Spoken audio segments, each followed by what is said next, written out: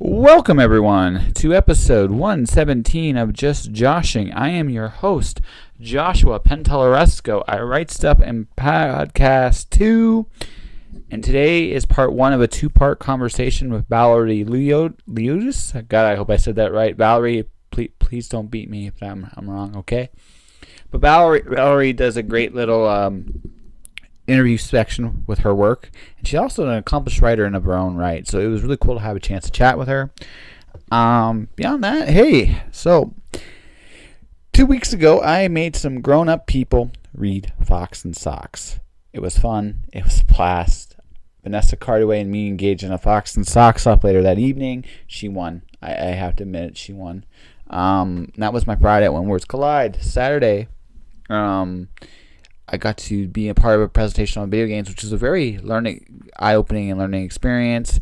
Dragon Age one of the head designers of Dragon Age was down there, writer, really cool stuff. Learned an awful lot about game theory there. Outside of that, I worked on Sunday. I did my presentation on log lines, which I admit I need to work on. That one was a little bit not quite as good as my podcasting one. Next year will definitely be a lot better. At least that's the plan. But all in all, my When Words Collide experience was amazing. And starting next week, you'll be hearing some interviews. We're going to start with 2 old favorites, and then we'll go from there. All right, on with the show. Looking for my archived episodes of Just Joshing? You can do so on my YouTube channel, Joshua Penteleresco, JOSHUAPANTALLERESCO. There you will find past episodes with guests like Susie Vidori, Ron Bender, Ella Beaumont, Colette Turner, Chadwick Ginther, and more. Check out my YouTube channel right now.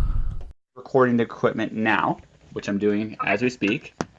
So anything incriminating that you want to say about anybody will now be recorded. I'm just letting you know up front, so you know if there's anything like that, it just so you know, for posterity in the future, it'll be there. So, as you can tell, I take myself very seriously doing this kind of stuff. So you do a lot of different things. Like you write, but you also, from I can tell, you run a lot of stuff too. So you want to start by talking about some of that? Sure. So I started being really heavily involved with a zombie promo group that a friend of mine, Kevin, started. And once I got involved with that, it kind of just kept snowballing into something bigger. And now we are under the Reanimated Writers name. So we do an interview series, which I like. That I put out every Sunday. So I send out questions and then they get answered to me. And then every Sunday, because it coincides with The Walking Dead, so it works out well. Oh, nice. I release a different new indie zombie author. So I thought that was a great way to get their names out there, because that's the point of the whole group. It's not an idea of piggybacking off of each other. It's really about just authors helping authors, which I love. Well, it's kind of one of the reasons I do the podcast. I get to meet don't get me wrong, I do get something out of it. I get to pick the brains of everybody on the show, good, bad, or indifferent. But besides that, no, it's just cool to just get to help each other out and push each other into directions that are really, really, really sound like my audience will now know who you are, and like I said, I don't have a zombie story yet, but maybe one day, maybe that favors return, maybe not, but either way, everybody's helping everybody out, right? So. All right. Well, I think it's funny is people will look at your stuff and they'll go, oh, well, you write zombie. And then they assume you only write zombie. And that makes me laugh because so many of the authors that I work with, they write so much. They're all over the map genre-wise. Oh, well, yeah. Especially today, you might as well mix and match. My novel has a zombie mobster in it. But not... Yeah, exactly. That cracked you up. I'll tell you what my favorite zombie of all time is, though. You're not going to believe me that I think he's a zombie. I could be wrong, but I think he's a zombie. My favorite zombie of all time is Wile E. Coyote. Yeah, I could see that. Yeah, seriously. He keeps coming back, and the only thing that's driving him is hunger. So yeah, it does make sense, right? He's the original zombie. I wouldn't want to mess with that guy. What can you do to him? I mean, seriously, what can you do to that guy? I mean, I was thinking about that not about at previous conversation at a podcast. You know what? Wile Coyote is actually a zombie, and once I hit, it's like everything makes sense, right? And he doesn't learn, and that's a big part of the zombies. They don't think; they just well. See, I'm of two minds on that one. So here's the thing. It's not that he doesn't learn. I just he's just so driven that he's willing to go through anything. And the fact of the matter is, he can go through anything. I don't know about you, but 9 times out of 10, I root for the coyote. And 9 times I do, because the Roadrunner is. I mean, at first glance, the Roadrunner's cooler. But if you really sit there and think about it, the Roadrunner's a dick. I mean, it just absolutely. Yeah, he's totally a dick, and he scares them. He outruns them. I mean, just in terms of just raw thing, like the Roadrunner, it actually torments the guy. So he's actually the first tragic zombie if you sit there and think about it. He's driven by his basic needs, and the Roadrunner knows he can't be caught. So, right, except for that one time, but that's okay. But other than that, it was just like, well, now I caught him. Now what do I do with him? And but besides that, I mean, you got yourself a tragic figure. So actually, if you sit there and think about it, between him and Frankenstein, the first zombies are actually tragic figures. Right. You know, now that I think about that. Well, see, in the story that I wrote, they're almost replaceable by anything, because I am not a huge zombie fan. My husband is. And he had me watching The Walking Dead, and it was scaring the crap out of me. So I wrote as a way to channel that. But so my zombies aren't the kind where they really have a lot of depth to them. Ah. It's because for me, the part of the story that was really important was, how do you survive? Yeah. And not just how do you survive, but how do you actually get past that to the point where you're thriving, which, you know, in my own life, we've had hiccups where you feel like you're knocked down by some kind of monster that just tends to beat the shit out of you. And then you have to get up and figure out how to not just survive it, but get back to the place where you're thriving. Well, that's right. But the monsters themselves, I don't know. I am such a wuss. No. See, here's the thing, right? Okay, so we'll talk about survival, because I think everybody can relate to that, because the thing is, everybody gets knocked down. I mean, the real, like, sooner or later, all of us come face to face with some kind of unbearable monster in front of us, whatever it is. Everybody's is a little different. Some people it's internal, like anxiety, depression. Some people it's external, poverty, starvation. There's all kind, like, no matter who you are, we all struggle. I mean, that's a universal truth, and you know, it says a lot about people, right? It says a lot about who you are is what you do when you get knocked down. Like, do you get up? Do you run high? Do you try to be as small as possible? Or do you try to rise above whatever's in front of you, right? And any way it goes, I'm not going to say there's a right or a wrong answer, but any way it goes, you learn stuff, right? You learn stuff about yourself and what kind of person we did multiple point of view, which makes that interesting, because it's not just figuring out how one character goes with it. It comes down to how so many different characters go with it, which was for me the most interesting part, because it's one thing to get one character from one place to another. Yeah. But when you're like diving into, like, there's a kid. Yep.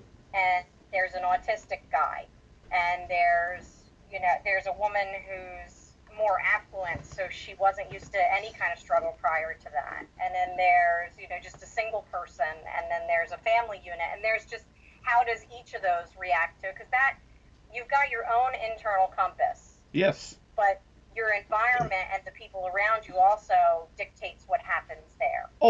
Totally. Totally. I mean, that's, and your environment dictates what your options you have, and sometimes they're not good options, right? Sometimes they're just not. Sometimes though, you even in spite of all that, you can find a way. It's really it's interesting, right? In my view, how people choose. My zombies, my zombie mobsters in this are actually more of the Borg variety. I always associate the Borg with zombies, like in some, because they're like a science fiction equivalent. They're a hive mind that's being assimilating people, and then their basic drive is to expand. It's a hunger based drive. If you really sit there and think about it, it's just what they're hungry for is a little different. Right. So I decided that to have some fun with it. I decided that I'd do a classic. The character's named after my sister's lizard. He's a mishmash of Frankenstein and the Borg, but the thing is, his vocabulary is very, I guess, Grootish, right? It's just so he's the enforcer to the villain of the stories, who's a salesman. Which of all things. So it's like I took the whole concept of zombie as like, at some point somebody's going to come up with a way to make a zombie. I'm not sure it's going to be a zombie apocalypse kind of thing, but I could see that, and I'm like, you know what? Might as well have fun with it. See, I'm strange that way. I look at that as like, how can we have fun with this? Right. Yeah. That's me. I look at it as like, so this exists. So never mind trying to fix it. I don't know how to fix it. So what can we do to have fun with it? How do we take it? So how do we take it a little bit more tongue in cheek? So maybe I'm a little messed up. I can look at apocalypse stuff. It's like, oh, okay, cool. Here's a knock joke. That's me, right? So I look at them. I look at that. I don't particularly care for The Walking Dead. Long form. I love the concept of The Walking Dead. I don't like the fact that it doesn't have a finale. Like it's never gonna fix itself. Like that's something I really realized with the concept. It just never will change, and as a result, there's a point where it's like, okay, problem solution.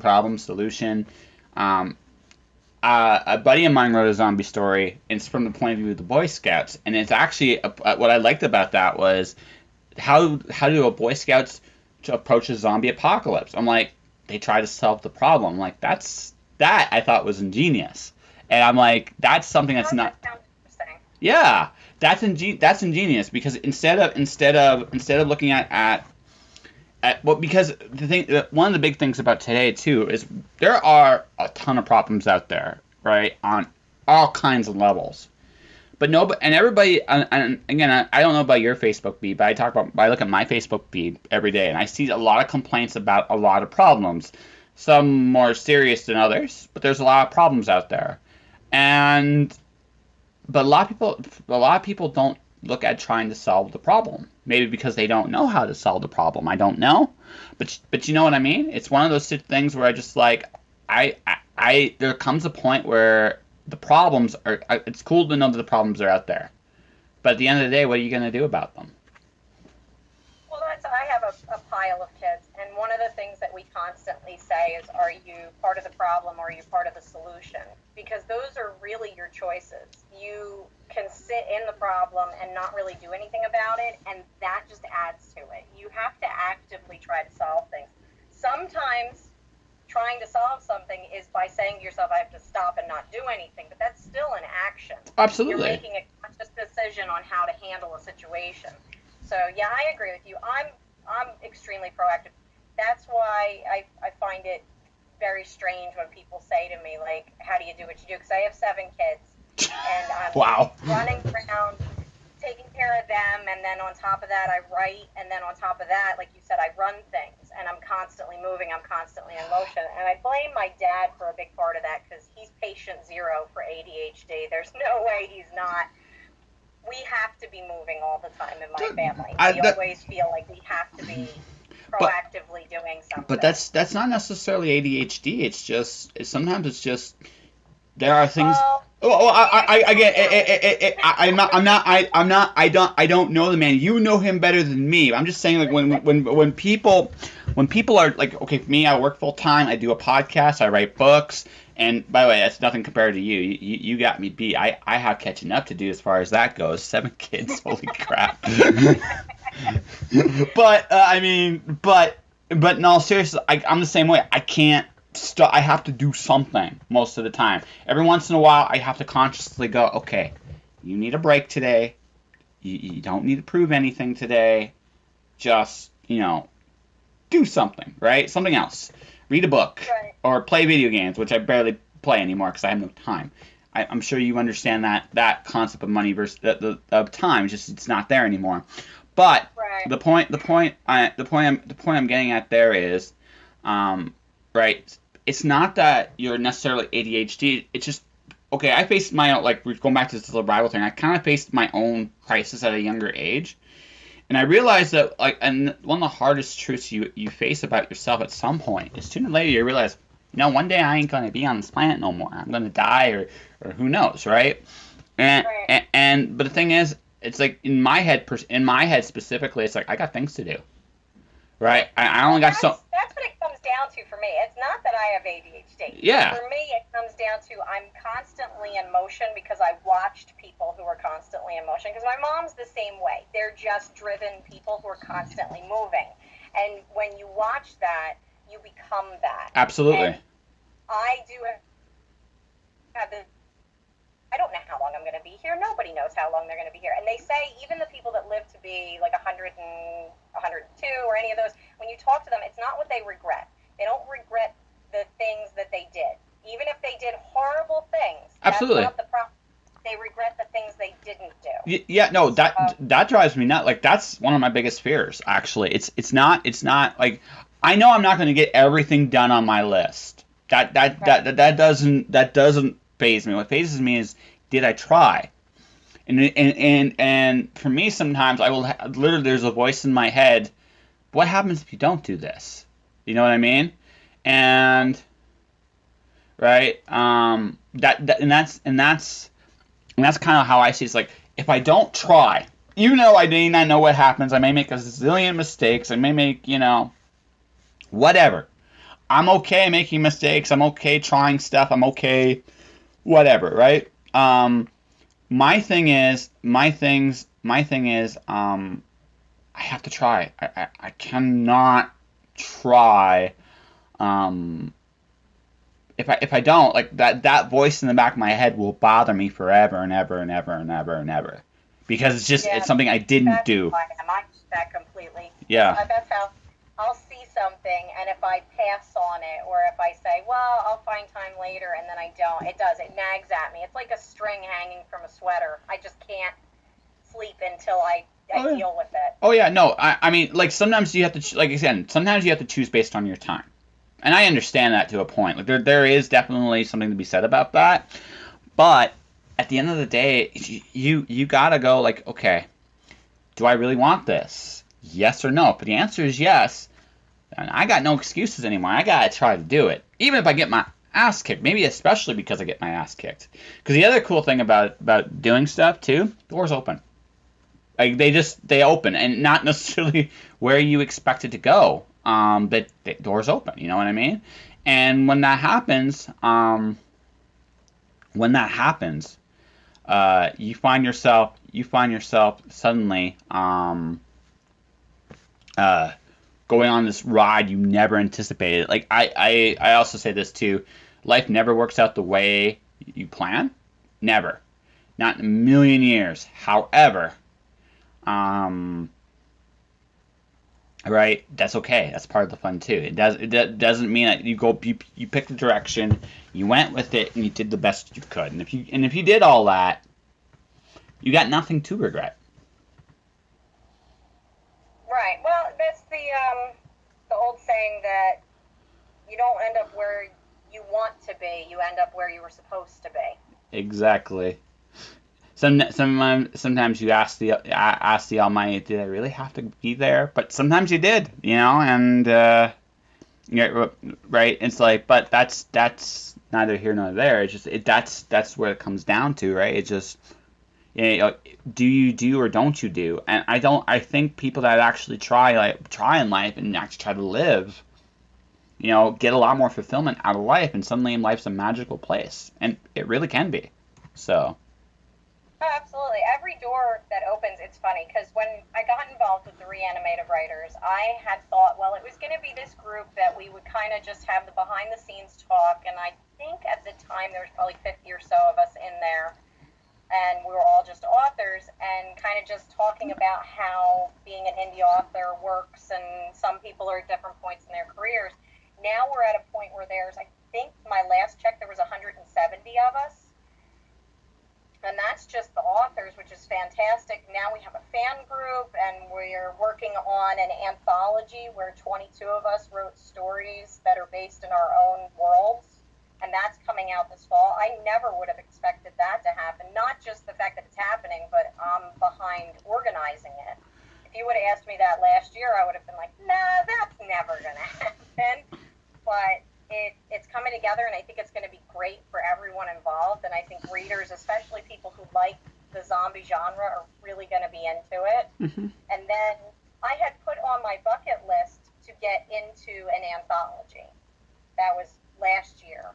And now I'm going to be in 6. Nice. So that's huge. Congrats. So they're not all zombies. Some are. Some are for charity. Some aren't.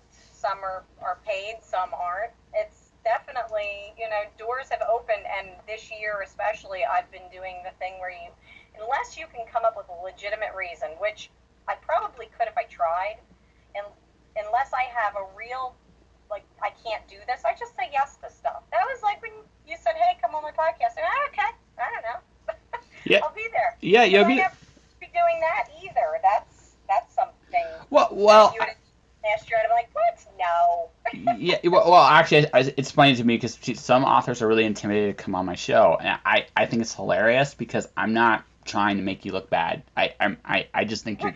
I mean, like seriously, I'm not. That's not my goal. If that was my goal, I mean, I certainly wouldn't have asked you if Wile E. Coyote is a good zombie or not. That would not have been my opening question. Right? I'm just saying. I mean, I'm not. That's not the goal of the podcast. It's like I've said this on other shows. I don't know if you listened or if you didn't, but if you did listen, I say this sometimes. Ultimately, what you're marketing when you're doing what we're doing is yourself. Doesn't matter what form or what's the term here? What form you're in, like what you do. It's what it comes down to really is I'm selling myself. If I'm not doing it, so I can approach this a bazillion different ways, but the thing is you're doing the same thing. So if my idea is if people get an idea of who you are and why you're awesome and made of cheese, or maybe not made of cheese, but you know what I mean, and people will be drawn to you, or people of a like mind will be drawn to you. And that's the whole goal, because today everything's about your niche. What's your niche? And right. That's just about knowing who you are, like, and what you're comfortable presenting. So something like what I do is where we're just talking about whatever the heck comes to the top of our heads here, is perfect for that kind of thing. And so, but some authors are like, no, I can't go on there. I had one author actually, you can only ask me questions and answers. I was like, I totally lied to her. I said, yeah, sure, okay. So I asked her 2 questions, and we just started talking. And she at the very end was like, you know what? That was awesome. It's like, yeah, that's what I do. So, but that's kind of the thing, right? You yourself, I mean, you are incredibly driven, and again, you write zombie. Okay, so you do zombie series. What else do you have you written other stuff? Yeah, I have a book that is finishing up with Kindle Scout tomorrow, which I am so glad is going to be done. That was an emotional roller coaster, my God. So you put it up, you have 30 days for people to nominate it, and they show you your numbers every day, and every morning you either wake up and you're like, because they post the numbers at 5 o'clock in the morning. Yep. So when you wake up, of course, you're a lunatic, and you check every morning, and you're either punched in the gut or like given this huge boost for the day. And it's been insane. But that book is about a mediocre man dies, and it's a bunch of different variations of what would happen to him depending on what kind of afterlife exists. Nice. Because I wanted to do something for NaNoWriMo, and with the kids and the holidays and everything all at that time, I needed something that worked with the way my brain works, and my brain works in short stories most of the time. Even my long novels are, if you took a look at each chapter, they're a story in and of themselves. Because I can't write the way some people do, where they've pre-planned 6 chapters from now this is going to happen, so they set it up. That doesn't work for me. I kind of just write and then I go. So with that book, I was able to go, okay, well, what happened if heaven's real? And then I would write that chapter. What happened if instead you turned into a dog when you died? Okay, so then that happened. And most of my, like, even heaven, okay, so heaven, people have this vision of what it is. I didn't see it that way. I saw it as a corporation, so it came out that way.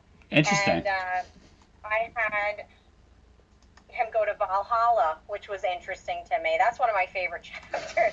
And I got really lucky because I had won a short story contest with one of the chapters from it, and the prizes were some original art, which was huge. So I have 3 sketches in that book, and it worked really well because each chapter is so different. Each one of those sketches could go with a different afterlife, which was really neat.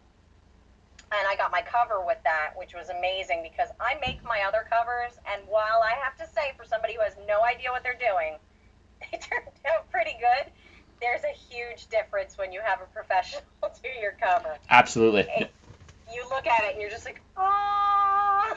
Well, no, working with professionals, like I have a book coming out in the fall called The Wandering God. I'm going to be revealing the cover to that book this week. Florence Chan was my illustrator. She was amazing. I worked with her on all 3 books. Like, it's also knowing what you don't do well. Like, I'm competent at design. I understand some of what the parameters of design are, but doesn't necessarily mean I'm good. I'm competent. I like to think you're right. Like, competent. Exactly what it is. Yeah, exactly. Right. Good is a really relative term, but I'm competent. I have an idea of why some things work the way they do and why some things don't. And that's it, right? I deal with, and that's what you deal with, right? But when you're dealing with someone that knows what they're doing, it's like, wow, I just learned a whole bunch just working with you. 1, and 2, I'm like, I don't think I'm ever going to achieve this level you're at. And I'm okay with that because you're awesome. And that's again, it's just, there's so much to this industry. There really is, and no one can be good at all of it. But hopefully, you understand at least pieces of it. Because if you understand the pieces, well, you can go, okay, what can I do well? This, and this.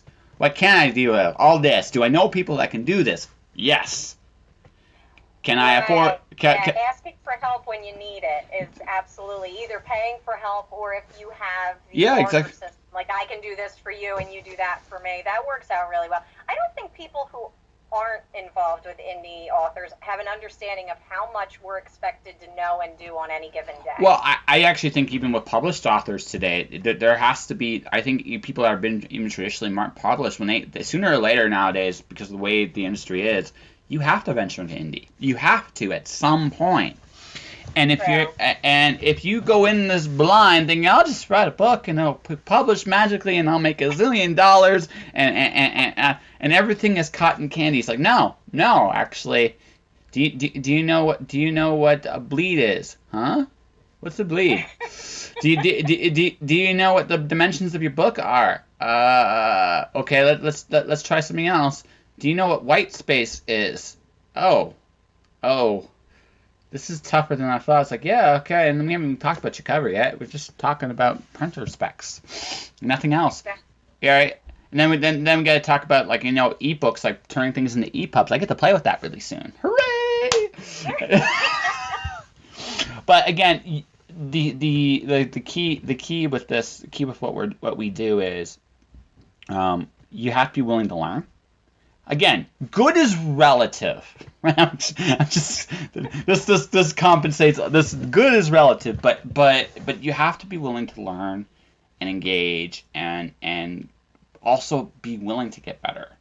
A lot of people also just settle on the fact that this is as good as it can be. It's like, no, I've become a perfectionist as time has gone on. And I'm like, I get mad at myself when I miss shit now. It's like, I never used to be that way, but now I'm that way all the time. I'm not sure if that's a better or a worse quality, but I also find, though, it drives me that the next product I do will hopefully be better than the previous project. Does that make sense? Yeah, well, I'm a perfectionist to begin with, but with this, I only get angry at it if I should have known better. If it's something where I make a mistake and it's the second time I make a mistake, I want to shove my own foot up my own ass. But if it's something where I'm learning it, I give myself the break of, I really don't know what I'm doing in a lot of things.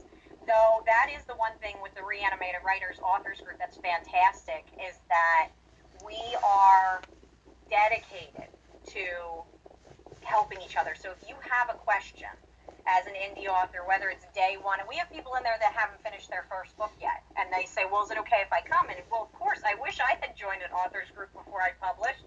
I would have been leaps ahead of where I am now. Not me. I published, and then I took a 2-year break.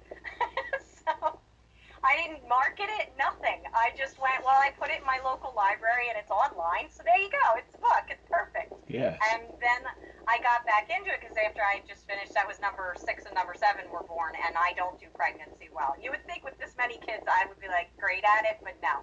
Great at the kid part. The pregnancy part is rough. The process is a little rough, but once you get to the other side of it, you're good. But you just gotta get through it. Gotcha. So 2-year break is huge in our world. People don't realize that it's like you drop off a cliff. And I spent the last year really catching up in what has changed in the industry, number one, preparing myself in a way that I hadn't the last time. I have 7 projects dropping between the end of August and the end of November. Most of them, 6 of them, I think, are in October and November. See, I got. I'm suddenly out of nowhere going to have this huge body of work that I didn't have before. Yeah, and as for me, it's going to be literally, okay, I got 2 projects dropping. I have an ebook dropping in November. I have The Wandering God, which I told you about earlier, in October. In the spring, I'm going to be doing a graphic novel in the realm of Dr. Seuss called The Stick Figure.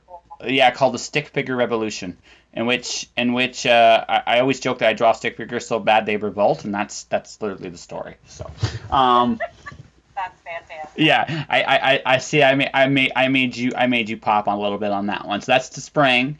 I'm in an anthology right now, and I'm actually waiting to hear on it one way or the other because I'm going to do some kind of epic poetry series again. I know what I want to do next. I was requested for a particular anthology to submit an epic poem, and it's a Lewis Carroll themed anthology. So I came up with my own take on Alice in Wonderland, which I think would be a really cool series to actually do. And so I want to do that. Now again, I gotta know if I'm in that anthology. First off, I don't get rejected. If I get rejected, that makes it in some ways easier, and in some ways it makes it But I mean, assuming I'm in the anthology, I'll have to wait till that comes up before I release the quote unquote book 1. But essentially, that's chapter 0 of that series right there. And then I have to do the second book of The Cloud Diver, which is going to be fun. I've already got a lot more crazy ideas in the second book that, this is my kitchen sink book. So it's like my kitchen sink series, and that's just that. That's what I know for sure is coming out next year. Who knows, right? I think what happens is Sometimes what happens is life happens for all of us in some form or fashion. So we would love to be steady, but because we're by ourselves, we have to deal with whatever trials life gives us. In your case, 2 kids, you know. But that all said, right? Once you're through life, I mean, you're still working, you're still creating, you're still doing stuff. So what I found, like in this case, is I took a year off just because I need to take care of some things, and I still need to take care of some things, but I'm just going forward anyway. And what I'm finding is, what happens is, it just basically, it's like this big burst of stuff that just comes out of nowhere. Yeah, is that what it kind of felt like? Because again, even though you were pregnant, I'm sure you were working on some of this stuff while you were pregnant. Oh God, no! I was distracted by other things. This is one of the things with growing up with people that are all over the map, is that you tend to be all over the map yourself. So I get balls to the wall against something, and then I'll go another direction. It's very hard to keep my attention for very long. But that's the great part about indie writing, is that even though you do have to wear a million different hats, I get to wear a million different hats.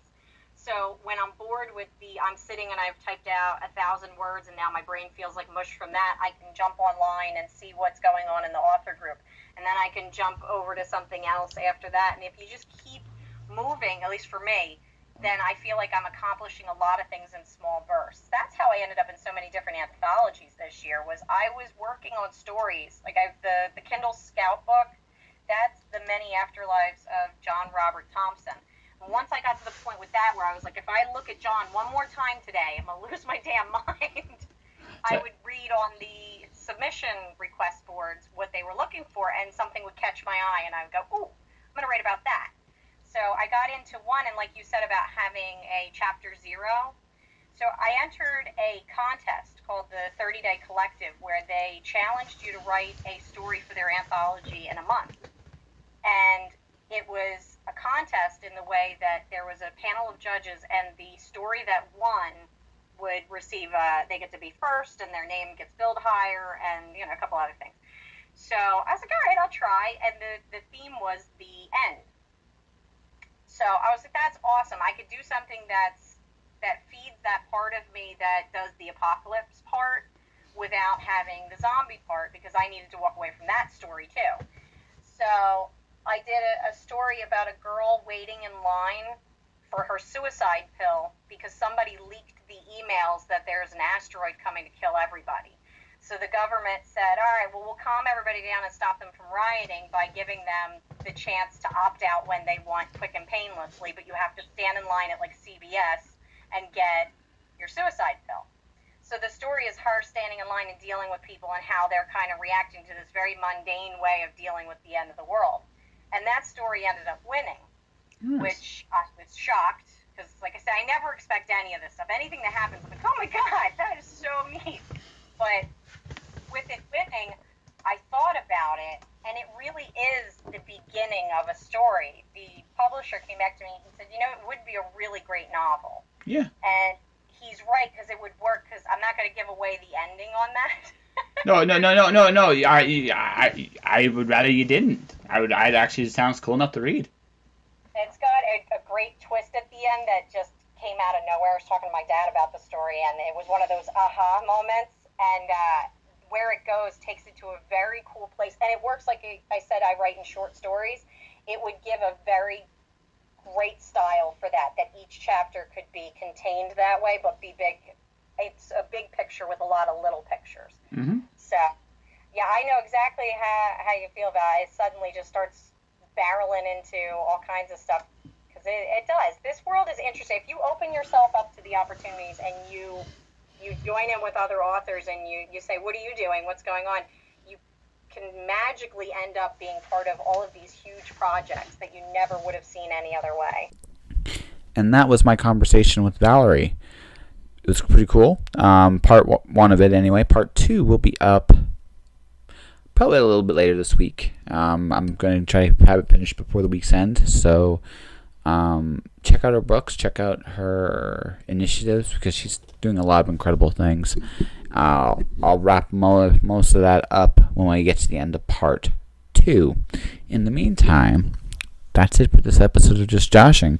Now, you can support this podcast in a number of different ways. You can subscribe to the podcast at iTunes under Just Joshing or at podomatic.com. You can do that one or the other. You can buy my books. You can buy The Watcher and Storm Dancer, available at Amazon and any other electronic bookstore you can find. You can subscribe to my YouTube channel, Joshua Pentellaresco, because I have a YouTube channel, and now the archive is at 55 episodes with some very cool guests. Otherwise, stay inspired out there. Do your thing, whatever that is. All right? All right. I'll see you soon. Josh.